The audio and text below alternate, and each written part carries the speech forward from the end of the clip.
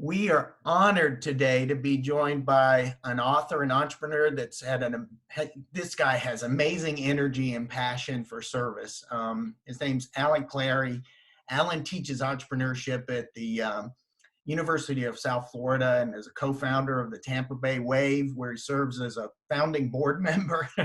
He's an entrepreneur in residence and currently serves as director of investor relations. He recently wrote a best-selling book entitled Quit to Start.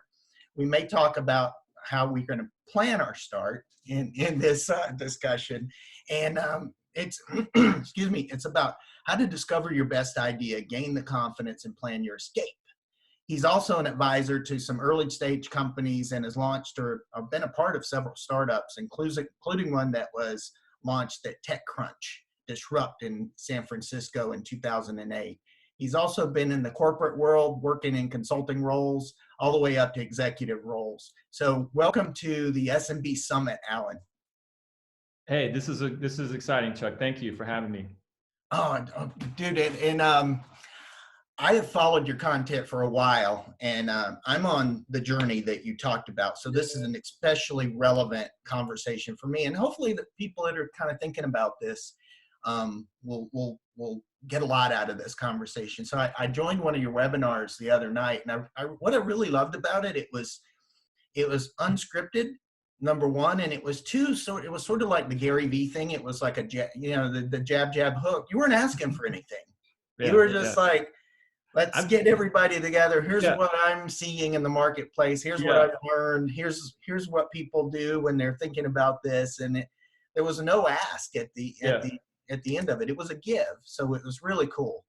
I appreciate the jab jab hook mantra. I've said it that way, different ways. I like the way you said that. I didn't think jab hook, because really I'm just really committed to moving the needle for people. Helping people. Maybe think differently. Right now, this time with this economy situation, I'm trying to help people think differently.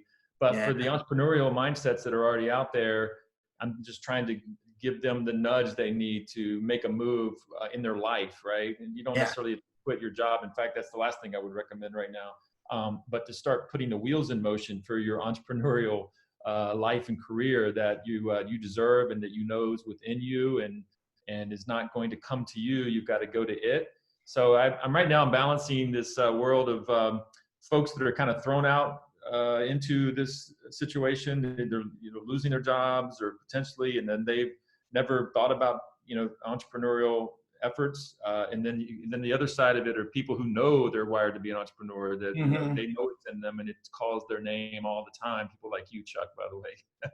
And they know that know their ticket and their time is up at some point. So that person needs to get busy with and get going with laying their plans and the research necessary and the things they need to know, and to take all the months necessary to get in a position to do what they know their destiny is to do. Yeah, absolutely. It took me a while, but I got there. So this is really cool. So for folks that are not as familiar with your content, what does Quit to Start mean? And what was the driver behind this for you? Yeah, it's great because it's not a book about quitting. This is probably where I get to do a shameless book plug, but I happen to have it next to me here, right? Yes. So I have it on here. I would be a poor marketer. You've got yours handy, I don't know, but I'd be a poor marketer if I didn't hold that up for a few seconds, right? Exactly. And it probably reads backwards, but it's not a book about quitting. So twofold, it is, but it isn't, right? So first of all, I wanted to write a book, an entrepreneurship book, and I teach this class at USF, and I have all these amazing guest speakers come in. I bring a real founder, real entrepreneur every week. It's like a little TED Talk in my classroom every week. And a lot of my students this has been going on for years, and they tell me, you've got to be capturing this, and you're really bringing so many great stories, and I'm collecting them. Plus, I've worked with more than 100 founders at the Tampa Bay Wave Startup Accelerator, and now I've got all these and I knew I needed to do something to capture it. And of course, a podcast has been an idea, and a blogging and a book and some other things. So ultimately I said, you know what, I think I'm going to write a book, and I'm going to interview folks. And I started that process. But then I was challenged by a book coach, publisher that I was working with, to make it a little more of a hook with it, right? And I was really racking my mind on this. And one day I had the epiphany as I was going to a meeting that what is it that people, and this was during a strong economy, right? But I was thinking to myself, and there's so many people out there who are in jobs that are, frustrated or have the entrepreneurial mindset and know that this is not going to be the ultimate path for their fulfillment and self-actualization, but they really don't have the confidence or the information or whatever they need to actually make their move. And like me, half of my career was all corporate, first half, and the second half was entrepreneurial. So I know what it's like for years and months and years to clip off and not be really making my move, not making any moves, right? Just getting dumbed down by the job and the television and life and family and all the things that just, roll on, and ultimately not, laying the groundwork for a bigger future for myself and for others. So it just, and like you, I'm a man of a certain age now also, right? And I realized, wow, life does go fast, and if you don't get serious about this, if it's within you, if it's truly within you, you have to start, because otherwise it clips off. And so that's the epiphany I had with the book, of this idea that I think I would really grab a lot of people's attention if it was a book about quitting, even though the first thing about the book is to don't be stupid, don't quit your job without a plan and without a let me get your attention, because everybody dreams, not everybody, but the entrepreneurial mindset folks dream of quitting their job one day. And frankly, a lot of people dream of quitting, even if out of frustration, even if they don't I have a scale in the book, a diagram that talks about that spectrum of frustration. And then the other end of the spectrum is a big idea, right? And, you don't know where you might be on that spectrum. And some people end up quitting to be entrepreneurs out of the frustration, right, of the company that they're in. It might be a single boss, but it's generally a company culture. It's generally a bigger problem, or they quit because they legitimately, objectively have a big idea they have to pursue. Right? It's nothing against the company where they're at, but it's just something they have to do. And there's a whole gamut there of spectrum. And then I have another axis on this diagram in the book that talks about. So that's the x-axis. And then right down the middle, there's a y-axis, and at the top is opportunity, and at the bottom is capability, right? So, so capability has to meet opportunity. You have to be capable of something, and then the opportunity has to present itself by way of a starting customer or customers, or a certain amount of money that you might have, or something in the market. So your capability without opportunity is a non-starter. An opportunity without the capability is a non-starter. So you need both those things, but then it needs to be fueled by either frustration on the x-axis or a big idea. So I got excited about that diagram when I kind of was dreaming that one up. And actually, when I wrote this book, I started diagramming first. Like you, I'm kind of a technical engineering background. So most of the book I wrote in diagram form back in Thanksgiving, Christmas timeframe. And then I knew if I could draw up really good diagrams that were simple and powerful, that I could write about them for days, right? So then that was my little insurance policy, my strategy on the book, right? Was really tough to face a blank page, but if you can get a diagram that you really put your thought into and you really think nails it, man, I can write 20 pages on a diagram, right? Just explain the diagram. So yeah. And so, but it captures the thinking. So back to that point of, that quit to start, is the title, but the book's really about, planning your start. And it really gets into the why of who, the why, and the what that somebody should think about starting one day. Yeah, that makes great sense. So first, I think you're onto something. And I've, as I told you before, I've been staying connected to your content for a while.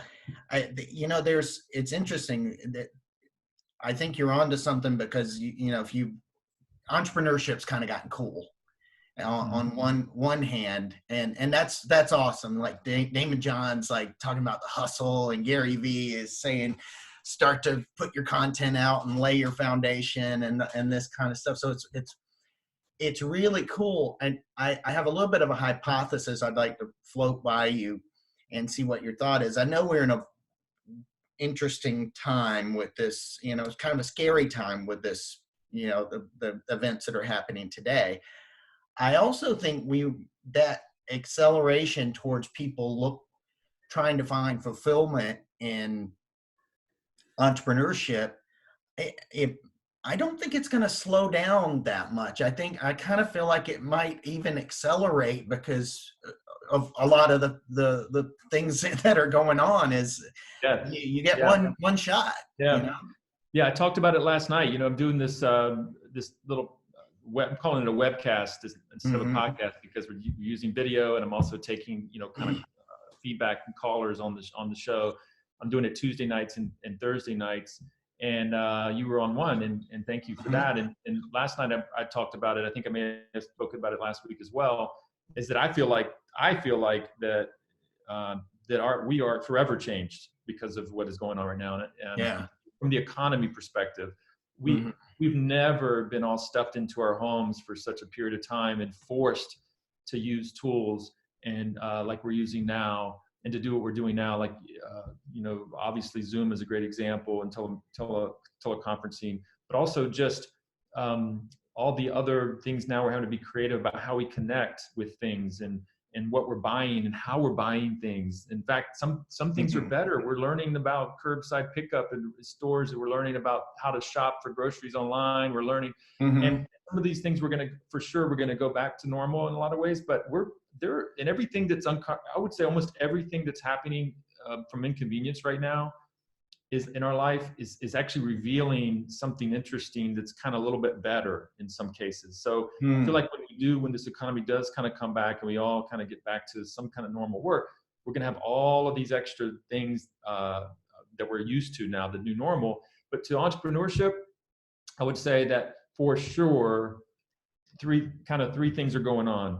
People that are losing their jobs have to figure something out quickly. Right. And what better time in the history of the world than right now with the internet, social media, and so many things you can do, from selling stuff on, Etsy to, doing jobs on, Thumbtack, or all the freelancing and all of the crafts and product selling you can do. There's so many things you can do. So people are losing their job, have to do something now. And unfortunately, there's not a lot of new jobs that can grab. And then there's the people that are on the bubble that are thinking that it could be coming soon. Right. And those people should be working on their entrepreneurial side plan, and all of these are kind of homepreneuring, solopreneuring concepts, right, for the most part right now. And that second group that's barely hanging on, they're no dummies. I mean, there was times in the recession, Chuck, you remember, where we would all kind of not believe it was happening, and the recession was happening, and you would think it was happening to other people, and it would just be a little bit by little bit by little bit, and you always were like surprised when you were the one got laid off. Just that's the way normal recessions would trend down, right? People didn't really believe it or take it serious until it happened to them.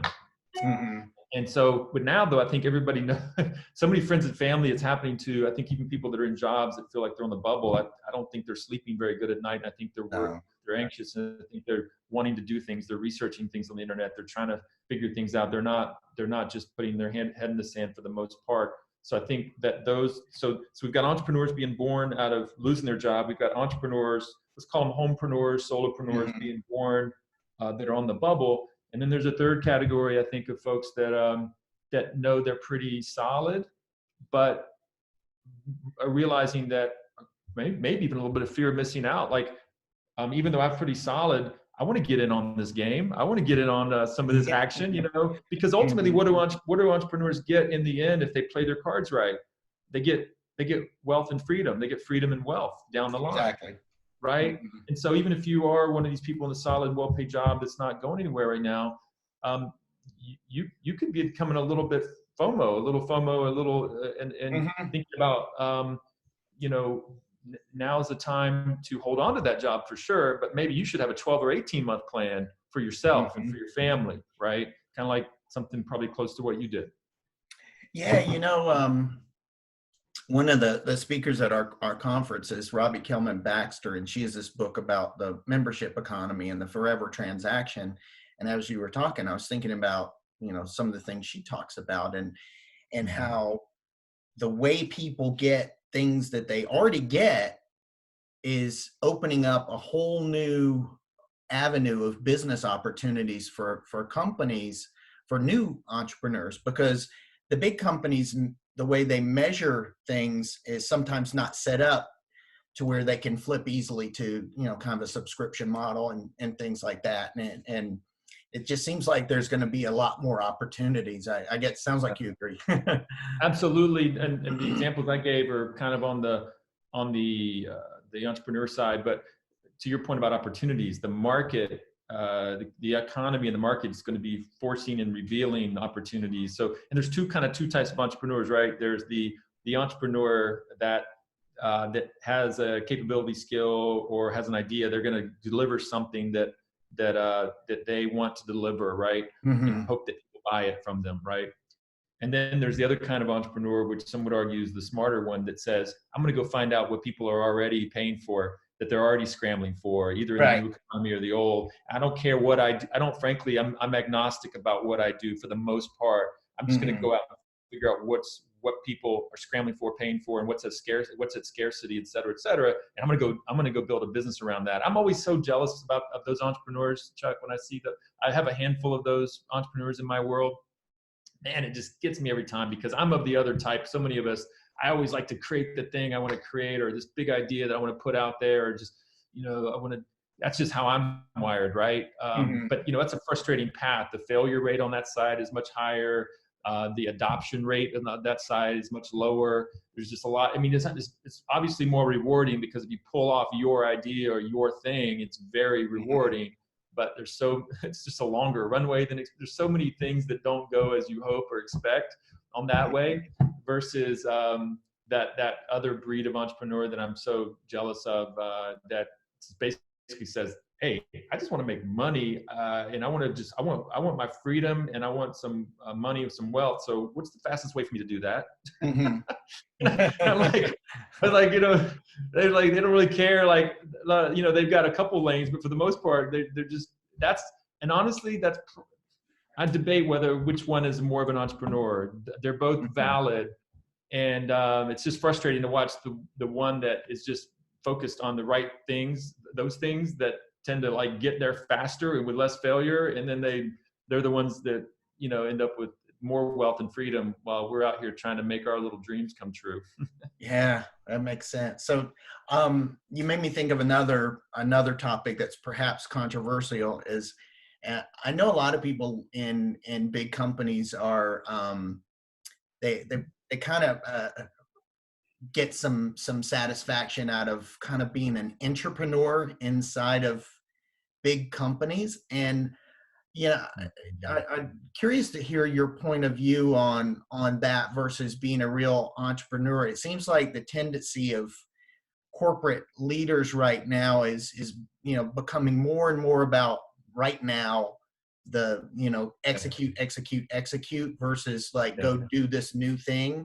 But I don't know if you have a different point of view on that, or. Yeah, I have a pretty somewhat of a negative viewpoint on that. I sometimes hesitate to voice it, right? But to me, entrepreneurship is a lot of times more marketing speak than it is reality. A lot of times it's more talking points for upper executives than it is reality. Sometimes it's more messaging than it is real. Every company, of course, wants to tout and say they have entrepreneurship and say they're fostering innovation and entrepreneurship. Right. I just going to tell you that I've worked in big companies and small companies, and of course I follow them all, and I see products and so forth. And honestly, I struggle to see where it becomes real. And I think people could, hey, wait a minute, look at this case, right? But if you really peel that case back, yes, you may have created something internally in the company, but is it really transforming the company? You look at Skype right now, one of my favorite examples right now, and nobody's talking about this. I don't know why they aren't. 5 years ago, which is not long ago, there was one company that owned video conferencing, owned it. It was called Skype, so much so that it was a verb. We Skyped. Where the hell is Skype right now? I don't. Here we are.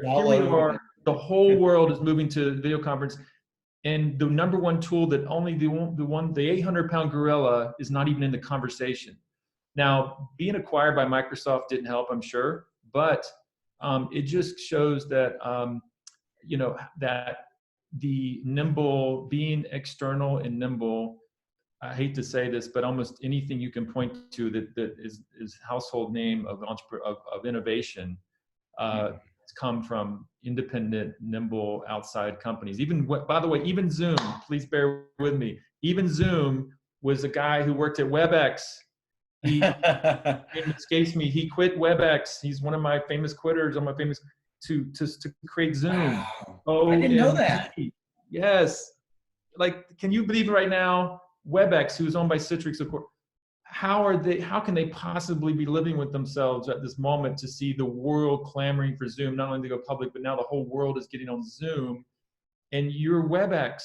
So I could just talk all day on this topic. So, and trust, and of course, there's all kinds of, if you've got a big company, the internal projects, you definitely put your best and brightest to, hey, can you go do this project internal? And that's entrepreneurship, I'm sure to a certain degree, but to me, a lot of times it falls short of truly rolling out something external to customers within a big company. There's a difference between doing internal projects as an entrepreneur. I tremendous credit and value to that, but it's a whole other thing to roll out external products that get delivered to customers from a big company from the result of entrepreneurship. That's a high bar that I see very rarely cleared. And by the way, even if you do clear it, you probably believe we're watered down and compromised the whole way to get to that bar, right? I'm sorry to be so pessimistic about it, but one of the reasons I am is because it gets used a lot to make people, the powers that be, feel better about themselves and their company. But at the end of the day, it isn't always really happening.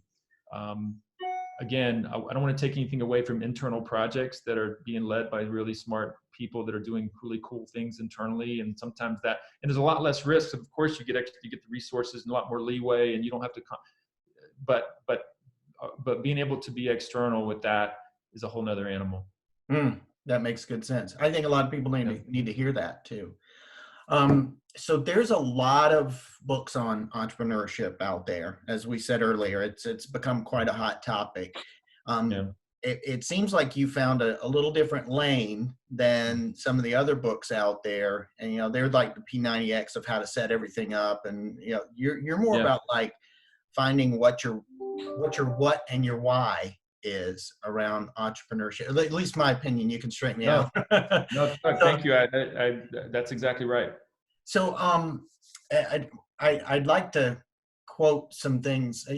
Tony Robbins says some cool things, and one of the things he says is the quality of your questions determines the quality of your life. And so what kinds of questions should somebody be asking themselves right now to see if entrepreneurship is a fit, and kind of to figure out what their why is?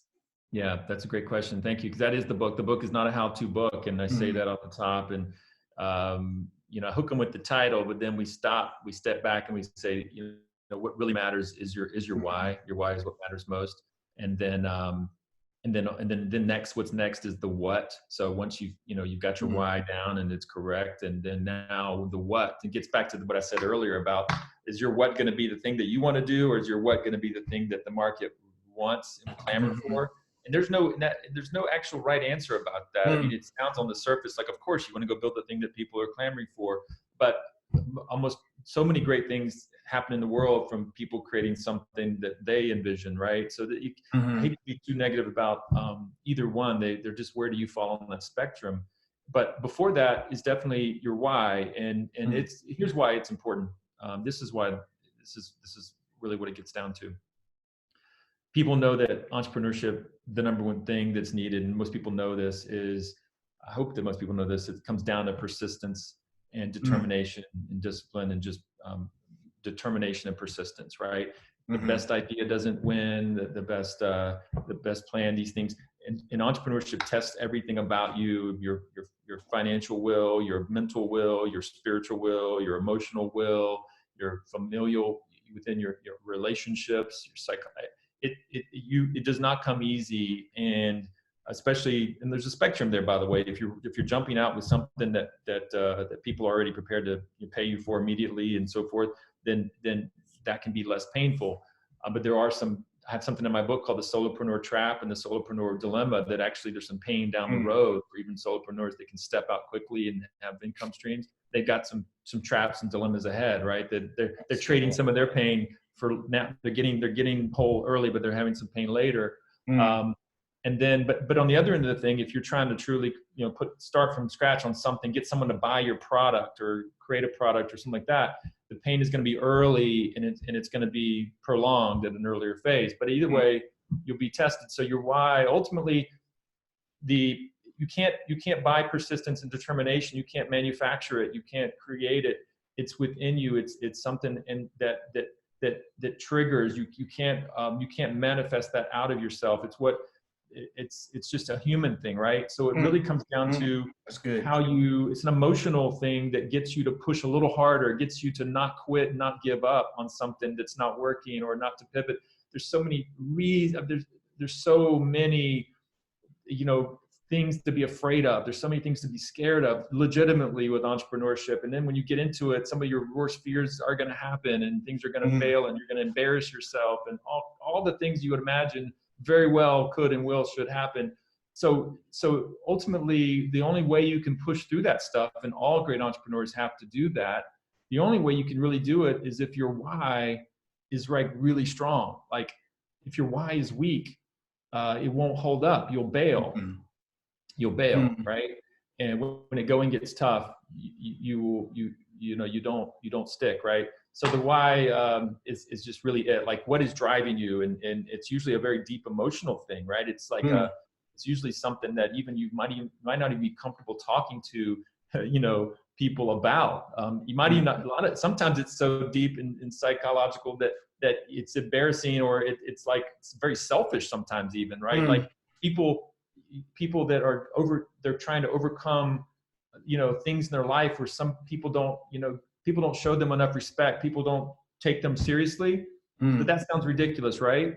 People that have chips on their shoulder about that, sometimes that's some of the most motivated entrepreneurs, because they have, for them, it's like not being successful is like death. Like it's like, I'm not going to let people hold me down or tell me I can't do something. So and that's just one example. It's not my trigger, but I hear that one a lot. I talk about a fear of failure as being, in fact, I say a massive fear of failure. People like to say that, you shouldn't fear failure. I say the opposite. You should have a massive fear of failure. The things that wait, if you get woke up in the middle of the night, kind of like panicky, that's not a bad thing in the entrepreneurial world. If you're kind of worried about everything all the time, and then that's not a bad thing in the entrepreneurial world. The founder of Intel famously said, "Only the paranoid survive." People might think, when they hear this, especially corporate people, might be like, "Wow, that's I don't know, that's some negative viewpoints on it." But trust me, being an entrepreneur, but also working with well over 100, it's for sure that it's deeper motivations that actually see you through to the other side. And so I try to get to a lot of that in the book. And some people listening right now be like, "Oh yeah, they feel me on that." And they understand that. They're like, "Preach it, brother," right? And then a lot of people are like, "That sounds like that's a little icky and uncomfortable," right? And I say, "Well, hear me now, believe me later." I don't know.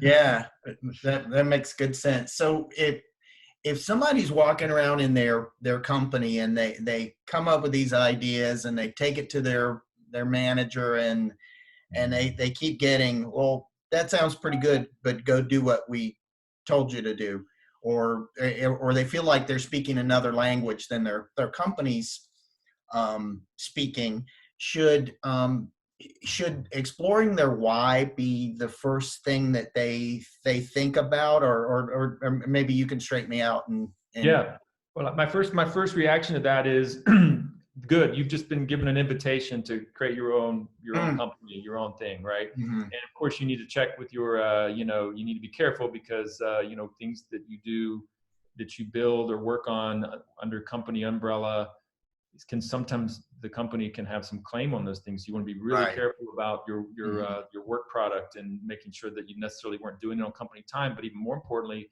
that it can't be somehow made the case that what you're building or working on, it should be that the company could claim that you only knew how to do those things because of the work and the employment umbrella that you have. And that gets down to employment agreements and of course non-competes and things like that. So you want to know your rights, so to speak, on that. And if it's kind of tight and you've got a lot of clearly the guy who left WebEx to create Zoom had a lane out, right? But if you don't, then you need to think about how you can put a twist on it and how you can make it different enough that the company really couldn't make a claim to the product and what you're doing, and then make sure you're building it and you can definitively show that you're doing it on your own time. I think it will be part of that. If your constraints are a little more relaxed, I think you can kind of look at all those situations. So I think it's an invitation. I would say if that ever happened, the case you just gave, I would say that's a blessing for that person, because they've tried, they got credit for trying, they brought it forward, and then now they've got that's motivation in my book to kind of go create it. I could go down the list of so many famous companies. I use Zoom, but there's so many, Chuck. They all kind of were like that. It was somebody wanted to get something done inside of a company and ultimately had to leave the company to go make it happen. And they ended up becoming, Starbucks is a great example. It's in my book, right?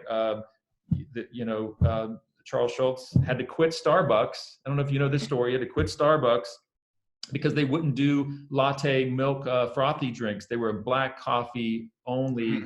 They had like 4 or 5 cafes. And he tried to convince them and they wouldn't convince. And he was a very respected member of their leadership team. And he said, okay, fine, I'm going to go try this. And he opened up, cafes under a weird name that I don't remember, the really bad name, to do these frothy espresso drinks. And by the way, they liked him so much that they actually gave him some of his first seed investment, but they wouldn't do it under Starbucks. They're like, that's not us. We don't believe in it. Well, he went out and all of a sudden the line started wrapping around the building for his frothy espresso milk drinks. Right. And of course the rest, he built up like, I don't know how many stores with that really bad name, 10, 15, 20, kept growing in people. Guess what? He went back to Starbucks, his old friends, and said, guys, I'm exploding. You're still like 5 or 6, 10 stores. How about I buy you? And he ultimately bought Starbucks where he was, so that he could then have the brand name. He just wanted, so he had to quit to start this thing that they didn't believe in. They were like the snobby coffee guy. And he ends up getting to go back and buy it. And he gets to go back and buy them. There's a great example of bringing something to the leadership and then having to go do it yourself, right? And by the way, try to get support. Like when I left Tribridge, I got the support of the CEO. In fact, he made phone calls on my behalf and really helped me, right? So that would be the second part to that question would be try to do it in a way that maybe you can enlist the executive team like Charles Schultz did with Starbucks, or like I did with Tribridge, where they'll actually support and help you. That's awesome. I as you were saying that, I think a lot of people can hesitate to share with they're human beings run these companies. And if you're doing a great job, it's not going to hurt your career in 99% of the cases to tell them what you're thinking. Then maybe they'll carve something out for you there, or they'll say, that's not our lane. But and that was kind of what happened when I left the firm I was with, and that's not our lane. We would love to carve out something for you here, but that's not our lane. And they're completely on my side. They want me to be successful in this venture. So I think sometimes people are not as you can tell the company what you're thinking sometimes more than you think. Yeah. And I would give a follow-on to that to say that, not only would they might invest with you, invest and back you a little bit of seed capital immediately, like the Starbucks and some of the others, but if not, if you get out there and you're working, like you said, if you're still connected and they're kind of supportive in your corner and you're doing it and they like you and they're supporting you emotionally in other ways. If you show that you actually if you're able to show within the first year or so that it's actually working and that you're having some success, then I would increase the likelihood of them wanting to invest in you to go way up, because people invest in people that they know, like, and trust, right? So they already know you, like you, and trust, and now they're going to trust you because they see you actually making it happen. It's easy to start something, it's hard to actually make it work and make it stick. So I would even say from the investor side that that's a great investor strategy. Getting investment from your former employer, especially if it's strategically connected, is like the type A first position preferred investment you want. I can't imagine.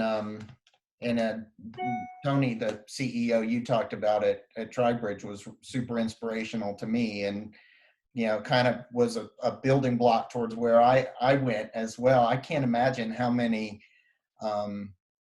the scale of people who worked at that company and went and did different things. There's a lot of us. Welcome to the club, Chuck. Yeah, that's absolutely. So, Allen, this was awesome. I think this was super relevant, inspiring content for people, especially as sort of that, maybe a little bit of that contract with their companies is kind of, oh, I thought I had a job for life. I thought things were secure. Maybe people will think a little bit different. So I think this is fantastic. I so appreciate it. If people want to connect with you a little bit more, how can they reach you from the SMB Summit? Sure, absolutely. The website is planyourstart.com or Quit to Start. The book is quit2start.com, and my site is also Plan Your Start. They both are relevant, and I'm Allen at either one of those. And that's LinkedIn, of course, would be a great way to connect with me as well. And it's I'm sure you'll list my name on this at some point with the spelling, and that's an easy way to find me as well. So I think that's probably the best advice I would give on that. Awesome. Allen, thank you so much. This was fantastic. This was an honor. This was an honor and a lot of fun. I